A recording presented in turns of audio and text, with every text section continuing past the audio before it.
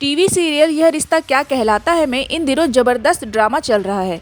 रोहित गायब हो चुका है जिसकी वजह से घर वाले अपसेट है और इधर अरमान, अभीरा और रूही की जिंदगी में उतार चढ़ाव चल रहा है। ऐसे में लेटेस्ट एपिसोड में दिखाया गया है कि अभीरा खुशी से पूरे कमरे में झूमती है। वह कमरे में डांस करती है, बिस्तर पर कूदती रहती है। इसी बीच अरमान कमरे में आता है और अभीरा को देखकर हैरान रह जाता है। वह पूछता है हुआ क्या है। अभीरा अरमान को अपना फोन दिखाते हुए कहेगी यह हुआ है देखो।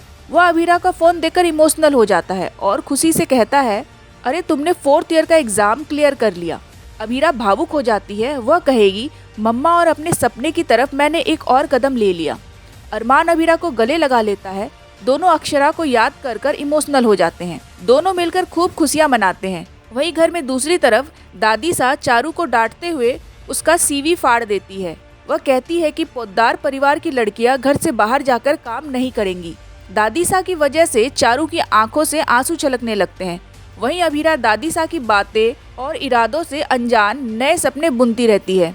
वह कहती है तैयार हो जाओ दुनिया वालों, क्योंकि अब अभीरा अक्षरा शर्मा टॉप की लॉयर बनने वाली है।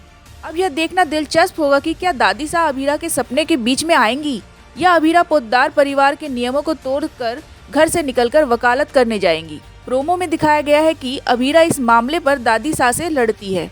इससे पहले सीरियल में दिखाया गया है कि रूही और अभीरा दोनों की तबीयत खराब हो जाती है। तब अरमान दोनों का ख्याल रखता है। रूही अरमान से कहती है कि तुम मुझे सच बता सकते थे। अरमान कहता है तुम सच बर्दाश्त नहीं कर पाती। इस पर रूही भड़क जाती है और कहती है यह तय करने वाले तुम कौन होते हो। सारे फैसले तुम अकेले नहीं ले सकते। इतनी देर में गोयनका परिवार पोद्दार फैमिली में आ जाता है। गोयनका परिवार को देखकर सब लोग शॉक्ड हो जाते हैं। दादी साहब बड़े पापा से पूछती है कि ऐसी क्या इमरजेंसी आ गई कि आप लोगों को इतनी रात में यहाँ आना पड़ा, सब ठीक है ना। तब बड़े पापा कहते हैं कि हम रूही को अपने साथ घर वापस ले जाना चाहते हैं। दादी साहब भड़क जाती है। वह कहती है कि रूही यहीं रहेगी। बड़े पापा दादी साहब को मनाने की बहुत कोशिश करते हैं, लेकिन दादी साहब अपने फैसले पर अटल रहती है। सुरेखा गुस्से में आ जाती है। वह कहती है कि यह होती कौन है इतना बड़ा फैसला लेने वाली। रूही की बात है यह, और रूही हमारी बेटी है।